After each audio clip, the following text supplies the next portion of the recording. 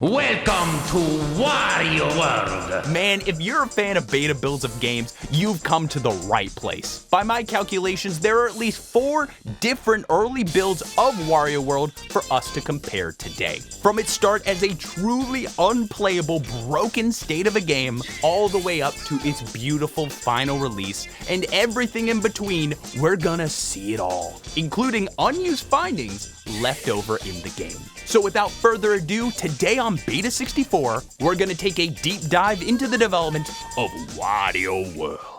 But first, a word from our sponsor, Titan Mattress. Happy New Year! What's that? You're going into the new year with your old stinky mattress?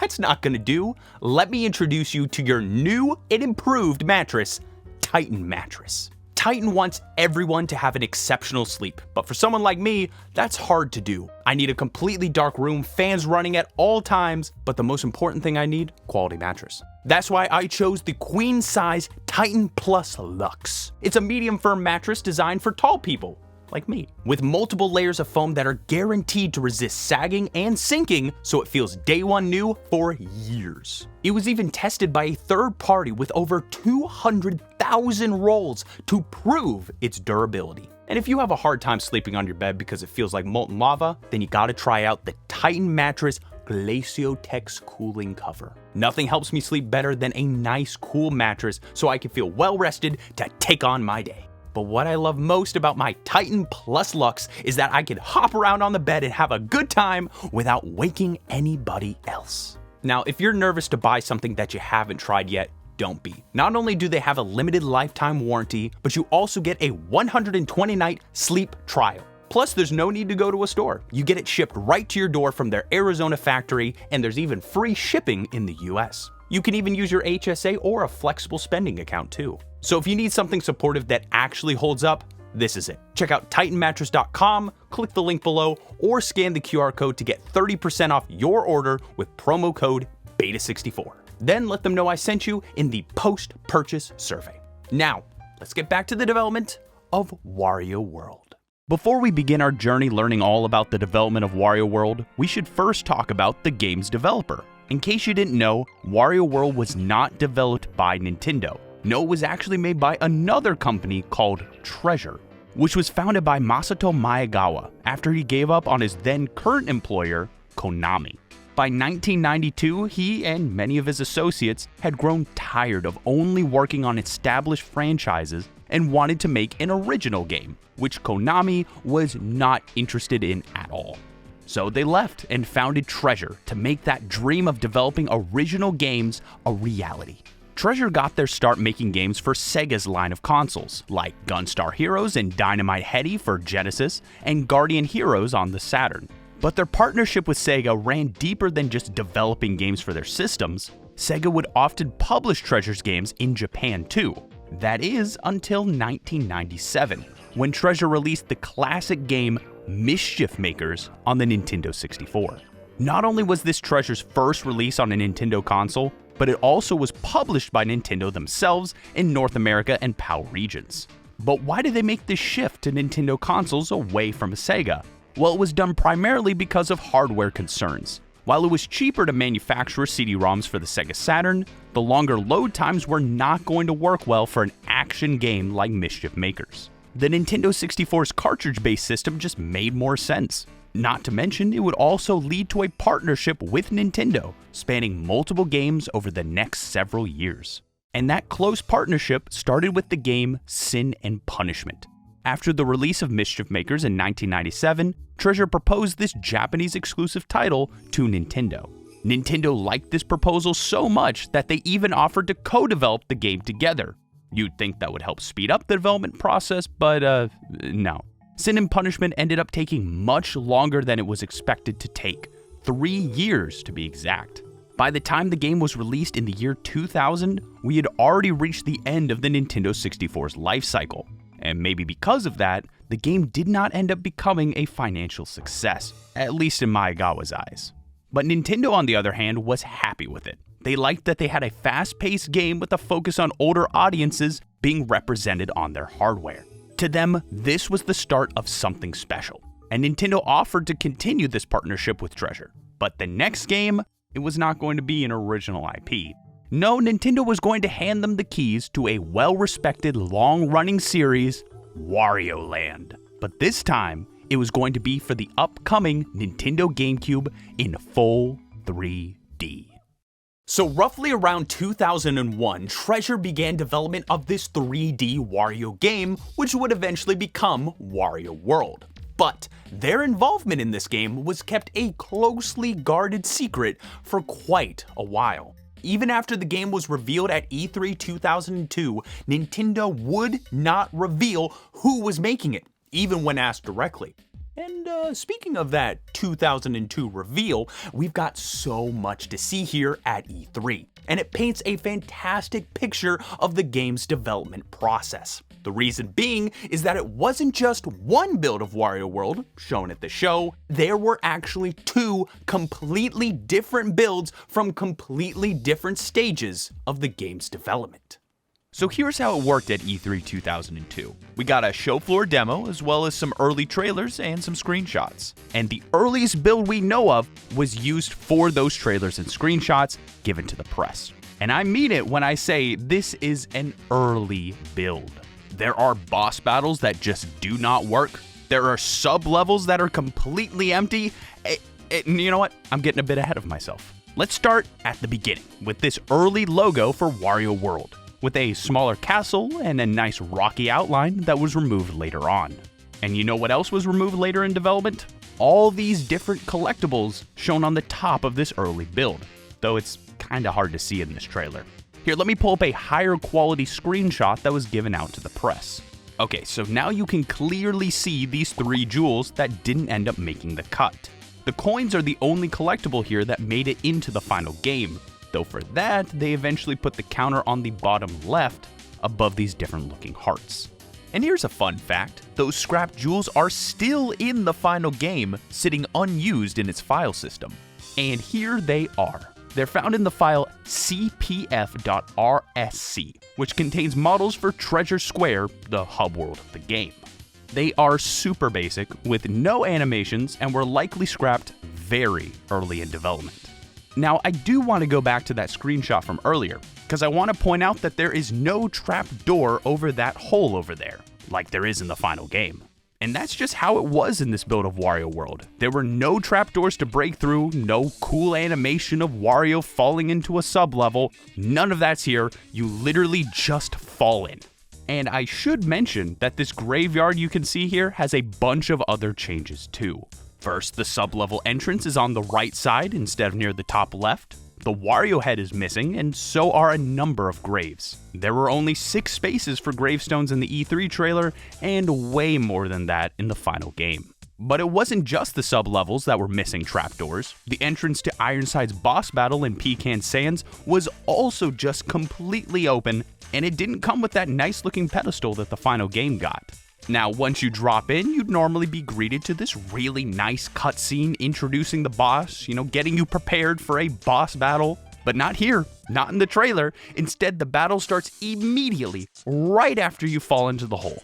This boss doesn't have any health meter either, so unlike the final game, which has skulls on screen to tell you how much damage you've done, there was no way to tell in this early build. I can't imagine they were planning for it to be that way though. It just feels like this is so early in development, they hadn't added it in yet. But that's not the only boss battle that we can see here. Check out the sandworm, which looks completely different when you compare it to the final game. It even has this wacky, unused feature where if you hit it enough, its eyeballs will pop out. And speaking of unused, this version of the sandworm from E3 2002 is actually still in the final game in the files for Pecan Sands. Now before, I briefly showed Brawl Doll doing basically nothing at all. But that footage from the first trailer wasn't the best quality, making it hard to see what other changes were hiding in the darkness. So, I say we take a look at the second and the third trailer from E3 2002 so we can get a better look at the boss and see what other differences there are as well. Well, first things first, it is way darker in here, and the columns that Wario grabs are also different looking. But it's not just the stage that's different. Brawl Doll is also sporting different colored eyes, originally being blood red with rage, before becoming bright, piercing blue eyes.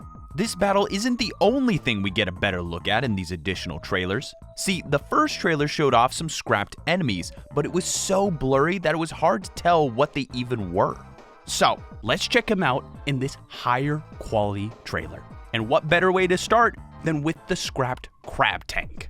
It's a crab that's also a tank, with the goal of shooting giant cannonballs at Wario. Oh, and this footage also shows off our second scrapped enemy, the flower mummies. They're just some tall mummies with flowers on their head, and they're very similar to the small mummies in the final game, who also have a flower on their head, also in Pecan Sands. We can see both the scrap mummy and the crab tanks at the same time here in this arena. And what makes this part of the trailer extra special is that we can see Wario actually collect these scrapped purple jewels. And there at the bottom, yeah, that's one of the scrapped red jewels too. You could also collect these jewels in boss battles as well, like when fighting Ironsider in Pecan Sands. And speaking of Pecan Sands, this E3 trailer gives us a fantastic view of the area. The layout here is so different that I can't tell if it's showing an early version of this side of the pyramid or this side. Both options have quite a few similarities and differences, so I can't really pin down exactly where it was. I also don't know where this part of Wonky Circus is. It's just a big empty area with a laughing clown face on the floor, no enemies, no nothing. There's a similar thing going on over here. It's just Wario by himself in the middle of a bunch of lava, though this is actually an early version of Red Brief J's boss arena, just without any boss. And there's also another section that looks pretty similar, with Wario climbing a bunch of glue globes over lava. It's possible that these two areas were once connected at some point. But heading back to Pecan Sands, there's a couple more things that I want to show you, like untextured glue globes scattered all over this wall, and also this bird. I can't find anything remotely similar to this guy in the final game. He's not an enemy, just a friendly bird that lifts up Wario to greater heights. You'd think it might be an early version of the Cyclone Generator, which also lifts up Wario and also looks like a bird. But no, the Cyclone Generator is also in the E3 trailer too. The last thing that I want to show you is Horror Manor's, manor. This trailer shows that originally you would have had to launch yourself between balconies in order to reach inside. A pretty tough jump too. It's just not a thing in the final game. But in order to make things a bit more challenging for the player, they did eventually add in a door enemy that wasn't present in the trailer. And that is it for this build of the game. Well, except for this one last screenshot that I want to show you, which features Wario and Ankuron in a location that I have never seen before. Some people have said that it looks very similar to the ground in Pikmin 2's Wistful Wild, but that's gotta be a coincidence, right? We have no idea. And maybe we never will. So that was the build used for Wario World's E3 trailers and screenshots.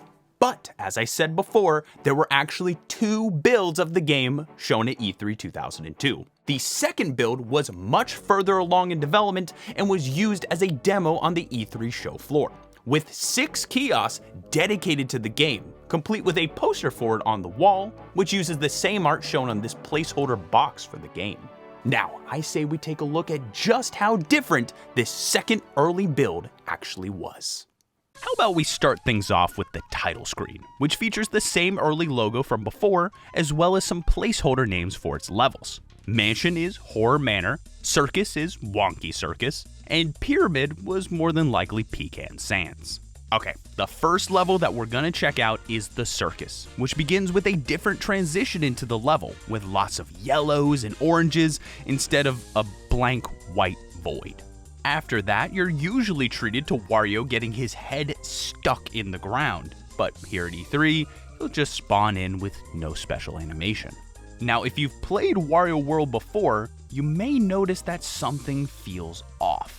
And it's not just Wario's shirt, which is long-sleeved in the early build and short-sleeved in the final game.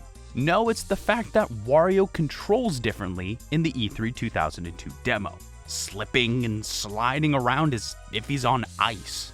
The final game is a lot more precise with its movement, and thank goodness. Well, we'll just have to push through those ice physics and see what's around this early circus.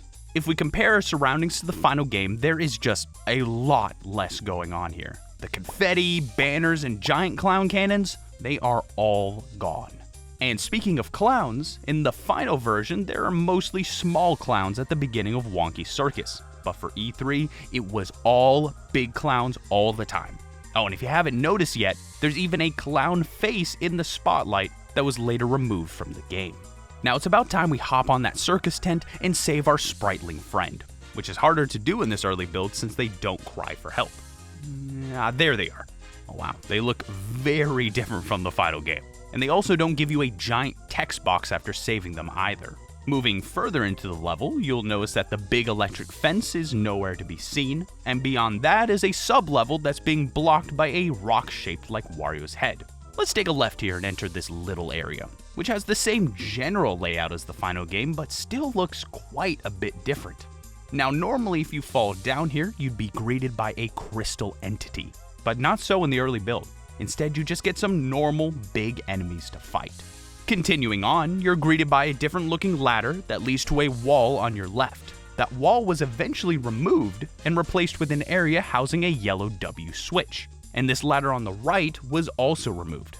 Maybe because there was just one too many ladders. Wow, now that is a stunning view.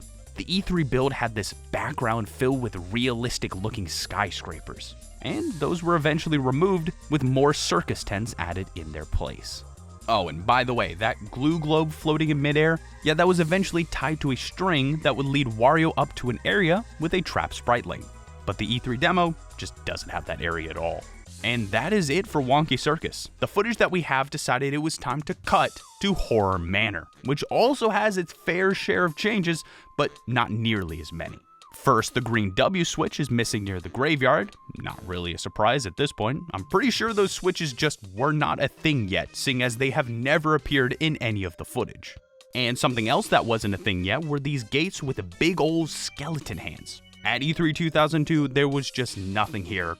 And speaking of which, there were no spike balls on the tower over here either. Now, normally we would go ahead and fight a crystal entity up ahead, and I'm just starting to think that these did not exist back in 2002, because once again, they are missing, replaced with a bunch of normal enemies. And of course, the blue W switch is missing too. But before this footage ends, once and for all, we get a brief peek at the arena underneath the manor, which is surrounded by flames in the E3 build instead of, what is that, a psychic shield? Yeah, a psychic shield. The person playing this part of the stage ends up losing all of their lives during this battle, prompting the game to ask if they want to continue. But unfortunately they didn't, so that's where our look at this demo ends. So what did people think of Wario World's E3 2002 demo? Well, they were certainly surprised. No one saw it coming. And while many found it a fateful attempt at bringing the Game Boy Wario Land games into 3D, complete with interesting gameplay mechanics, the press was not a big fan of the visuals, which they reported as being lackluster. Not to mention, Wario didn't have a single line of recorded dialogue, which really stuck out to the attendees. It was clear to everyone that this was an early build of Wario World. In fact, the bosses were only added in 1 week before E3. Talk about last minute. A representative from Nintendo of America even told the press that he was personally surprised at how playable the E3 demo actually was. Turns out they had been testing an earlier build of the demo and were shocked at how often the player would literally have to reset the game because they got stuck. But it all worked out and got fixed before the E3 show. Close call. So as I said, everyone was well aware that this was an early build of the game, which made it all the more surprising when Nintendo revealed at the show that Wario World was going to release fall of 2002. Sure, it was fun already, but it really needed work. Some news outlets just straight up refused to believe it and predicted that a delay would be imminent. But 3 months later, in August, Nintendo doubled down. announcing at their Gamers Summit that Wario World would release specifically on November 11th, 2002. Of course, that absolutely did not happen. The first delay was revealed sometime in late 2002 or early 2003, with a new release date set for May 26th, 2003, and no one was shocked at the news. But still, to make up for that delay, Nintendo decided to give the people a new trailer for Wario World, which was included on the Ocarina of Time Master Quest disc. This was a disc that was given out for free in limited quantities when you pre-ordered Wind Waker back in 2003. And on that disc, we get an interesting look at Wario World, a build that's kind of a mix between the E3 2002 demo and the final game. For instance, the graveyard here in Horror Manor, it looks way closer to the retail build than it used to, and the sub-levels even have doors on them now. But there are still some differences, like a cross-shaped gravestone being made into a more generic shape later on, and there also appears to be a scrapped second sub-level here in front of Wario's head that is not in the final game. Any other changes in Horror Manor are a lot more subtle, like there being 2 trees here instead of 1. But that's okay, because Wonky Circus is still just as wonky as it was at E3. Yeah, this area stayed pretty much exactly the same since 2002, but now we can see it in much higher quality. There's still no electric fence, there's still no crystal entity, but as far as new changes go, we do get to see a new section of the level in this trailer. Remember the elephants that chase you in the final game and you have to dodge all the bowling pins to get away? Well, here's the early version of that shown on the Master Quest disc. Besides the giant buildings in the background, you'll also notice that there are no bowling pins blocking your path, and the elephants don't start charging you until way later compared to the final chase sequence. And that's not the only area in this new trailer. We also got footage of an entirely new level, Greenhorn Ruins. Some parts are similar to the final game, like this section here with the enemy generators, except the early version only had the enemies, not the generators. If you look in the distance, you'll also see a couple statue pieces, an extra Wario head, and a wooden chest, all of which aren't in the final version. Just a bit further along, we'll get to this section, which is normally a little platforming puzzle, requiring you to hop and drop the old red mug to cross the gap. But this early version does not have any of that, since there's no gap to cross, and there's also no step marker on the ground under these differently positioned glue globes. Now that's all pretty subtle, but there are a couple sections here that showcase completely different parts of Greenhorn Ruins, or maybe Greenhorn Forest? I've been having a hard time finding out exactly where these places are. Like, okay, this part has an Onkaron, which normally appears in this area in the final game, but the places just do not look very similar at all. Or what about this part, with Wario jumping around on a bunch of glue globes and fighting these enemies down below? It's possible these were entirely different areas cut from the final game, but right now, we don't know that for sure. And that was all we got to see at the time. But from what we could see, it seemed like the game had been progressing well since E3 2002. Unfortunately though, behind the scenes, it wasn't progressing fast enough. 2 months before Wario World's planned release on May 26th, Nintendo once again delayed the game, this time to June 23rd, 2003. But it wasn't all bad news. It was around that time that Nintendo finally revealed that Treasure was the developer behind Wario World. And with that, Nintendo also announced that the game would appear at E3 2003 in a more polished form.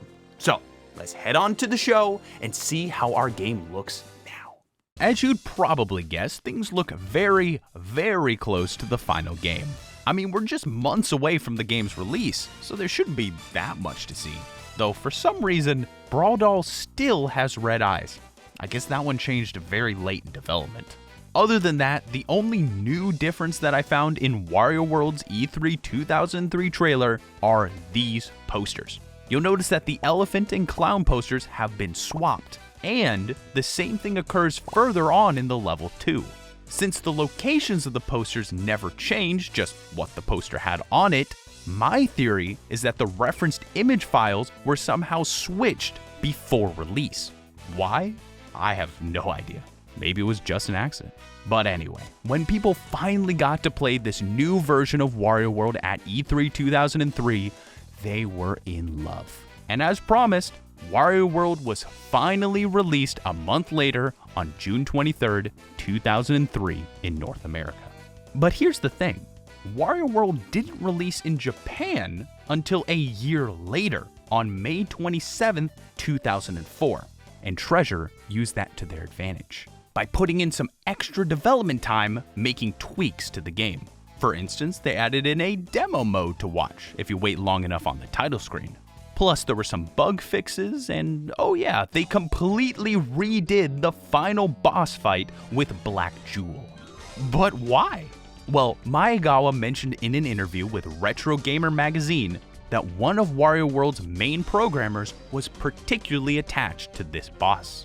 So, when they realized they had an entire year of extra development time, they decided to give the battle some much needed attention by adding in a completely unique second phase to the battle. See, the international release only required you to save 5 Spritelings, then do a mad move on the Jewel over and over again, 8 times in a row in order to win.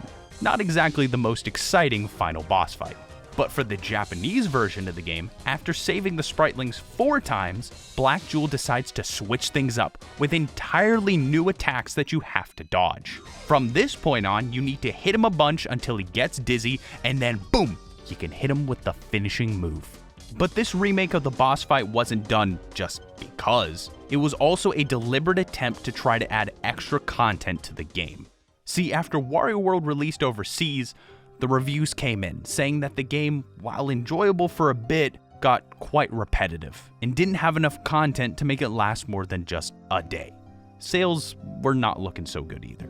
Maegawa stated that they took this extra year of development time to try to make the game a bit bigger and add in some extra features. But in the end, there was only so much they could do, and sadly, we never got a game quite like this again. Hey, at least not yet. Maybe one day. But this video isn't quite done yet. We've already talked a bit about unused findings in Wario World, but I thought we could take an even deeper look into the inner workings of the game through Wario World's debug menu. As far as debug menus go, this one's pretty basic looking. To give an example of a more extravagant debug menu, here's the one from Mario Party on the Nintendo 64, which I covered on a Beta64 episode all about the game. It's got this cool tile background with all the characters, including an early DK portrait. But Wario World, on the other hand, all we've got is text, along with the date February 16th, 2003. You'd think this was the build date for the game, but I'm not entirely sure about that, because enabling the debug menu in the Japanese version still shows that exact same date. And as we already know, they were working on the Japanese version long after the North American release. But don't let the looks deceive you. There are 3 really cool functions to this debug menu that show off even more unused stuff. First, let's start with this part up at the very top that says Launch To. This allows us to launch into various parts of the game, from the title screen, opening sequence, and all of these levels. The naming of these levels is a bit confusing though, so let me break it down for you. The first letter is the type of level. F is for normal everyday stages, B is for these big boss battles, P is for the Unithorn's creepy lair, and R, that's for sublevels. Kinda. Trying to launch into a sublevel from the debug menu, you're gonna be met with a completely broken area. Wario will just fall, reset back at the top, and fall again for all eternity. Now back to the naming convention, the first number after the letter specifies the world, and the second number is the level. Though for some reason, the world numbers skip over 3, with world 3 instead being given the number 4. Don't know why that is, maybe there was a scrap world, but I don't know how we would know that for sure. There are also some listings here for Launcher, Ignite, and Loader, but sadly, they do not do anything, so we can't exactly tell what they were for. And that's about it for the launch feature. So let's check out the background music and sound effects section next, which lets us, you guessed it, listen to music and sound effects. The first number is the ID, and the second is the volume, which defaults to 127, otherwise known as max volume. It's thanks to the sound test feature that we're able to hear some unused music tracks left over in the game's files. And to start, let's listen to ID 34, which is the game's theme from E3 2002.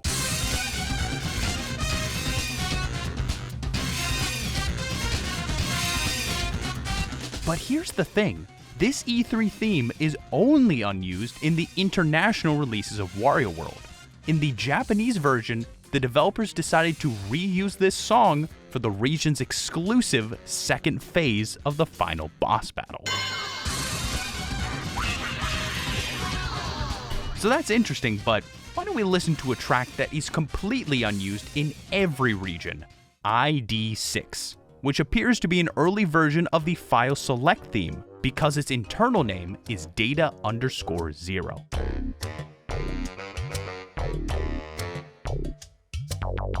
Compare it to the final version, you'll notice that it is a lot more bassy.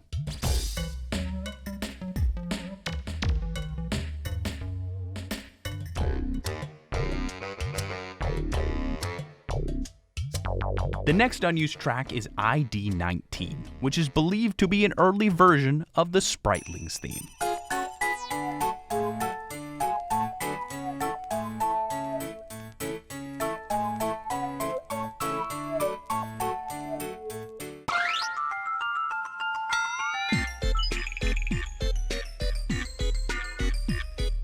And last, but certainly not least, we've got ID 29, otherwise known as Sabaku_0 in the game's files. Sabaku is Japanese for desert, and since Pecan Sands is the only desert level in the game, we're gonna assume this is an early version of that theme.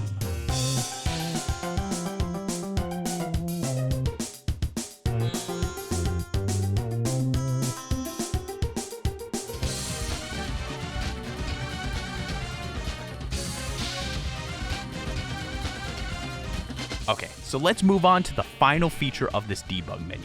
Unfortunately, it doesn't show us anything unused, but I'd still say it's pretty cool.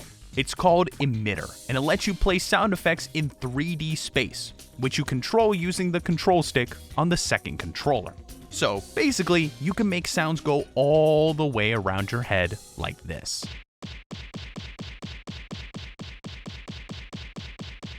Pretty cool stuff. Okay. There's one last thing that I gotta show you before we end this video. You know how we've seen a bunch of scrapped enemies in early trailers? Well, there's one more that we never had a chance to look at since it was meant for Shivering Mountains, and that was never showcased in any of the E3 trailers. But we can still take a look at it in the files of Wario World.